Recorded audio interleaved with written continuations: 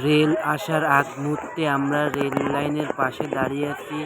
আপনারা দেখতে পাচ্ছেন দূরে রেল আসতেছে। এটা হচ্ছে খুলনা দৌলতপুর রেল লাইনের পাশে আমরা দাঁড়িয়ে আছি। ওই যে দূরে রেল আসতেছে। রেল যখন যাইতে অনেক সুন্দর দেখতে লাগে এবং আশেপাশের জিনিস কাঁপাকাঁপি করে। রেল আসতেছে, দেখতে পাচ্ছেন আপনারা, আলো জ্বলতেছে।